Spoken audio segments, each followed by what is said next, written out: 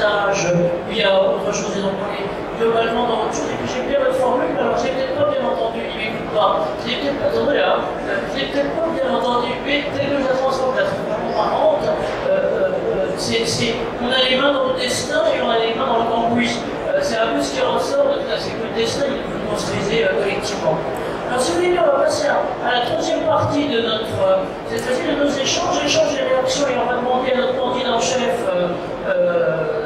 Jean-François Tanguy, aussi le président, et puis on s'est tous un petit peu de réagir globalement à tout ça, parce que ce qu'on voit bien, c'est le côté hybridation, au mélange, il faut absolument mélanger les choses, la qualité de relation, ce que soulignait Jean-Marie, et puis l'innovation en marche, en gros, on est en train de monter le projet en marche. Alors à vous, Jean-François, une réaction sur tout ça.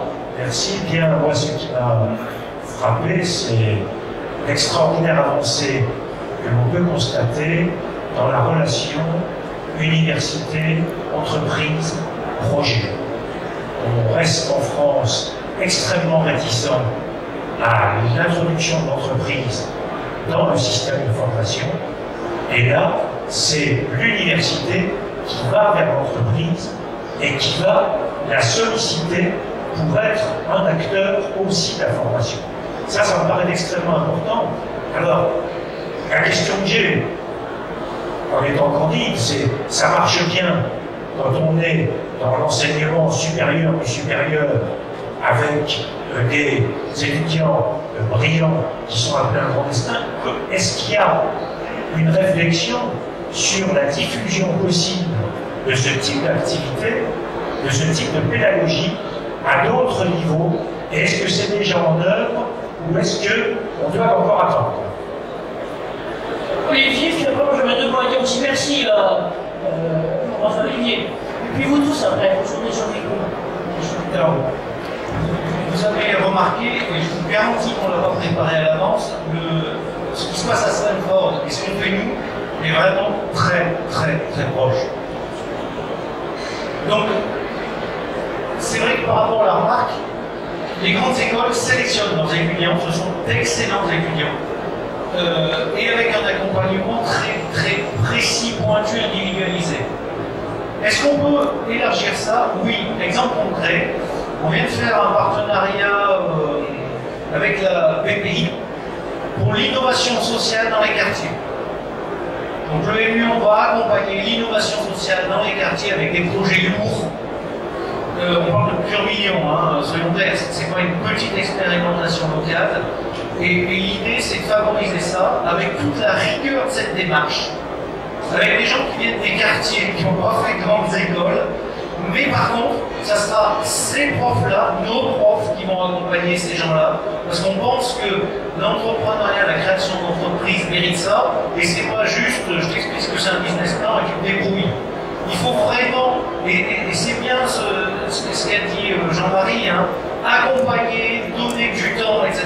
Évidemment, comme ces écoles, le temps c'est précieux et la masse salariale est coûteuse, eh ben, on se débrouille pour construire des montages financiers qui permettent ça, et les euros investis donnent d'excellents résultats. L'exemple que je donnais tout à l'heure, Olivier de Soragatou, qui mélangeait les mines, Lyon et puis je ne sais plus quels autres aussi, le truc a été financé à la fois doublement, à la fois par une entreprise et par une fondation qui était la Fondation Crédit Agricole. Alors, pendant que je ne donne pas la parole, on leur donne la parole à monsieur. Je connais un exemple, c'était à l'AFPA, forcément pour les personnes plutôt manuelles. Un des élèves avait fait comme remarque que les casques de chantier étaient de façon design par génial et que si c'était plus design, peut-être qu'il permettrait. Et finalement, on trouve maintenant des casques design qui sont conformes. Donc l'idée, elle est partout. Je pense que les gens sont compétents par rapport à ce qu'ils font. Donc les personnes en études supérieures qui réfléchissent sont compétents dans la réflexion. Je pense que quand on prend d'autres talents, et je vais exprès prendre ce terme, d'autres talents qui sont plus des talents pragmatiques et de terrain, on peut faire des très c'est le principe même finalement des HSCT, des CSE, qui sont là pour donner certaines idées recherches dans l'entreprise qui a l'argent, qui a l'intelligence, mais qui n'ont souvent pas. Merci de votre précision. Effectivement, ce qui est important, c'est cet esprit qui voilà. D'autres questions, le temps nous est compté, on a arrive. Personnellement, je conseille, moi je travaille un peu sur un projet de mise en œuvre d'une approche trilatérale. Parce qu'il y a le monde universitaire, le monde économique, mais on oublie souvent, on le dit à qui profite le crime, c'est l'utilisateur. Mais celui-là, parce qu'il est à la main invisible, on peut dire qu'il s'impose et qu'il crée quelque part le besoin vers lequel vous vous orientez. Et maintenant, l'État, dans sa dimension, en tant qu'encadrement d'un besoin et en tant qu'utilisateur. Est-ce que peut-être cette notion de bipole ne devrait pas être plutôt trilatérale, ou lorsqu'il y a l'institution ou la structure ou l'organisation qui prend en charge justement, que vous l'avez bien dit, qui comprendrait plus tard et qui ferait que les choses n'avancent pas dans une approche holistique et globale pour l'intérêt de la société. Cette recette, on l'aura dans une conférence demain avec Mme Chauveau, parce que je lui en ai parlé et on a intégré 4 doctorants pour justement qu'on ait une approche trilatérale en intégrant le territoire. Autrement, l'innovation, elle sera comme lorsqu'on assimile un cancer. Dans un corps, je parle positivement certes, mais à un moment donné, il se peut qu'on prend une tendance que la société est là et on est suiveur plutôt que ce soit intégré dans une intelligence collective.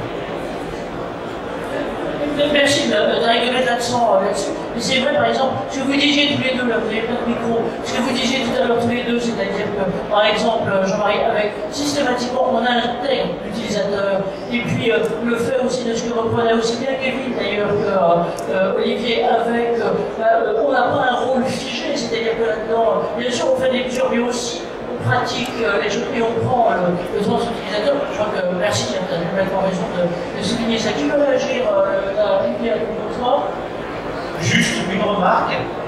Dans nos expérimentations, la première compétence, parce qu'on suit les compétences, on évalue les compétences, c'est se connecter empathiquement avec les utilisateurs.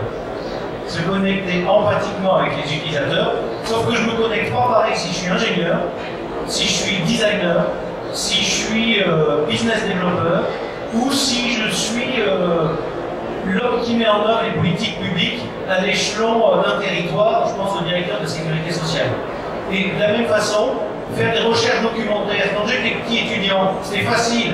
Il y avait des livres bien rangés avec la classification décimale universelle, aller explorer les bases de données, trier les infos, détecter les signaux faibles.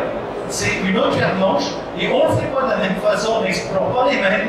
Si on est ingénieur, si on est business développeur, il faut les armer pour faire ça.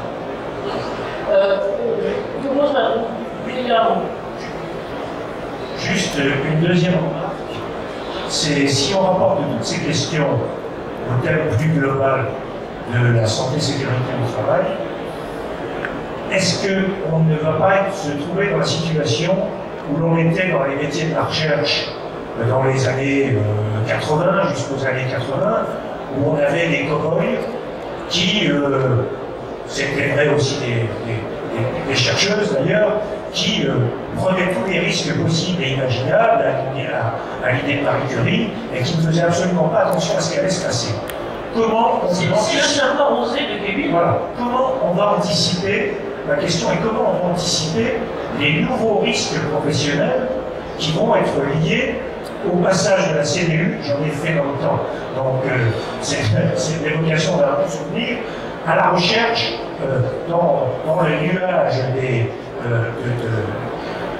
d'Internet, comment on va faire en sorte d'avoir une action préventive sur les nouveaux risques professionnels qui vont naître de ces situations où le défi de la performance est toujours plus important et où le risque du coup devient quelque chose d'essentiel à combattre.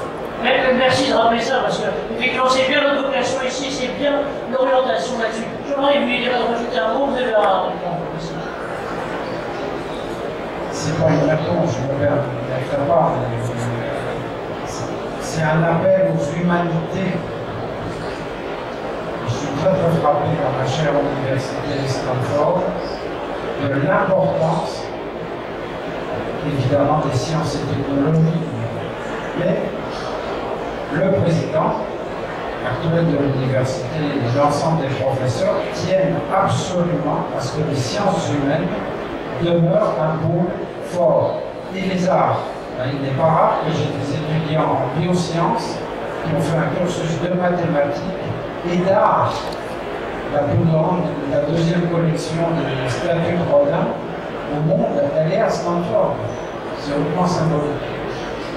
Et il y a depuis, parce que l'ensemble du corps enseignant sentait que c'était l'urgence, depuis 2014, ce qui est très très rare dans une université pareille, un cours obligatoire d'éthique en première année. Là, on ne pas aux étudiants s'ils sont ravis de s'inscrire. Alors à peu près pour tout le reste, c'est une inscription libre. C'était un premier élément que je souhaitais apporter. Deuxième élément, il y a quand même le sens de l'urgence vitale.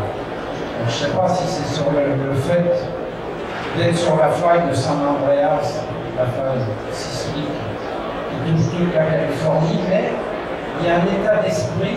Alors parfois c'est une excitation, mais c'est aussi le fait qu'on n'a pas trop de temps à faire. Voilà.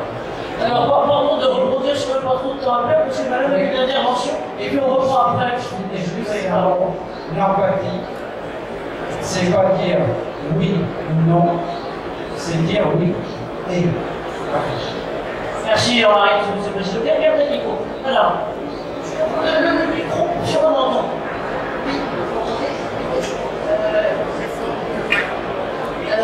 Appuyez sur le menton. D'accord. Pardon. Rapidement, moi, très humblement, je suis entendant d'un foyer étudiant à Paris et j'ai deux observations tout type d'étudiants, grandes écoles, fac, prépa, lycée, CAP, etc. Et la réalité que je côtoie depuis 15 ans que je travaille, que je côtoie depuis des années auprès de mes étudiantes, c'est pas trop celle-là. C'est plutôt que concernant les stages, c'est extrêmement compliqué. L'insertion, elle est compliquée. Souvent, les écoles ne sont pas du tout aidantes. Elles doivent se débrouiller pour trouver un stage.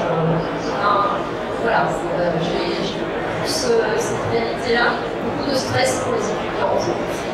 Et alors, deuxième chose qui n'a rien à voir, j'ai un questionnement sur toutes ces innovations qui sont extraordinaires, c'est celle de leur diffusion auprès du grand public. Parce que la plupart du temps, elles restent complètement ignorées, que ce soit dans la santé ou autre, et elles sont très mal diffusées.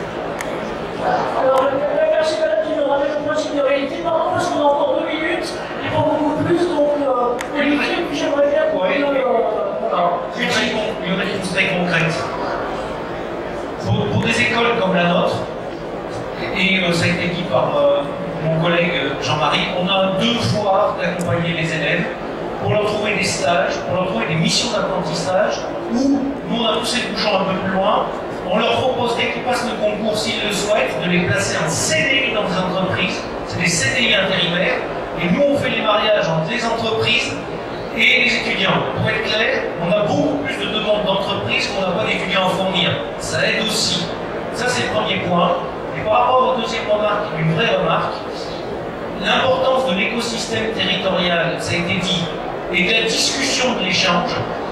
Nous, par exemple, on bosse avec la Fondation Crédit Agricole Laurent-Cloire, qui a le village Baïséa, qui est un accélérateur pour des créateurs qu'on a pu incuber chez nous ou dans d'autres incubateurs. L'accélération étant le moyen de franchir une étape de plus et de retrouver des financements. Évidemment, une banque, son intérêt, c'est de fabriquer des futures belles entreprises. Hein. Donc, nous, à l'échelle d'un territoire, ce qu'on dit, c'est exactement comme à Stanford. Hein. À Saint-Étienne, je préfère que les étudiants brillants qui ont des idées, on les accompagne depuis pré-incubation, incubation, financement, et que ces entreprises se développent localement. Et les grands groupes qui nous accompagnent, leur intérêt, c'est aussi de bosser avec ces futurs pousses qui vont leur amener de l'innovation. Donc, la diffusion, elle se fait par ce biais-là, avec l'intérêt économique du développement territorial, et soyons clairs, Le président de Saint-Étienne Métropole, le maire, réunit les directeurs de grandes écoles tous les mois sur ces projets-là. C'est du développement économique territorial, pour être très très clair. Alors, si vous le permettez, merci Olivier, merci à tous. Vous pouvez dire le mot peut-être, Lionel, et puis je conclurai si vous voulez bien. Bon, juste pour tout à l'heure on parlait d'innovation, en fait nous ce qu'on essaie vraiment de faire, et là on a pu concrétiser avec Kevin, c'est replacer en fait l'humain au centre de la démarche. Et ça c'est important. À un moment donné, Kevin ça a été mon stagiaire, maintenant c'est c'est la start-up qui gère la start-up qui ont développé le Donc je sujet. répète le mot, Ergo Santé Technologie. Voilà. Mais avant tout, il y a une relation humaine. Et cette relation humaine, elle est hyper importante à avoir, même avec les stagiaires qu'on accueille. C'est pas quelqu'un qu'on prend pour faire une photocopie. Il y a vraiment une relation qui est à créer, et c'est une relation de gagnant-gagnant. Quelque part, il faut que les deux parties s'y retrouvent. Là, ce qui était bien, c'est que Kevin a pu monter sa société derrière, mais toujours replacer et garder l'humain au centre de la démarche. C'est fondamental. Merci, merci à vous. Alors, on est en train de vous dire deux choses. D'une part, merci madame de nous avoir redonné un peu de temps en temps ce qui est la démarche, ce principe de réalité, hein, qui est sérieux et globalement pas facile. Bien évidemment aussi qu'au niveau plus large que européen, au niveau de l'OCDE, les choses évoluent. Et que, moi, si me frappe, par exemple, quand vous regardez ce sont leurs nouveaux référentiels, ou autre, par exemple, sur ce qui va être, vous savez, le fameux étalonnage bizarre sur lequel on est en France d'ailleurs moyen, ils vont élargir complètement le système en l'ouvrant à très exactement ces compétences qui sont plutôt des, pardon d'utiliser leur notion qui est le skills, qui est beaucoup plus large que les compétences, qui sont en fait des capacités à intégrer, et notamment à la créativité et à tout ça. Et donc, on va essayer d'aider de ce côté-là. Ce que je veux vous dire aussi, c'est que nous avons eu le projet ici de développer ça avec l'enseignement primaire. Et on avait une classe fantastique. Il se trouve que, en fait, on a eu un peu des questions, des difficultés institutionnelles, je vais dire, avec une certaine lenteur de l'éducation nationale, mais les gamins sont prêts, les instituteurs sont prêts, les trucs sont prêts, les choses avancent. Et donc ça sera pour la prochaine fois, donc je pense que en tout cas dans 2 ans, ce sera là. Ce que je voulais vous dire aussi, c'est que, appel à vous, hein, on va avoir de prochaines étapes là-dessus, au Maroc, à Dakar, à Marseille et après. Et donc, appel à vous, on vous enverra un appel ici à projet, idée et autres. Et voilà, et je voudrais vous demander de vous félicitiez, que vous applaudissiez très fort nos intervenants et que vous vous applaudissiez vous-même parce que vous avez eu le courage dans ce précandidat de venir chez nous. Voilà, réellement merci. Merci à vous.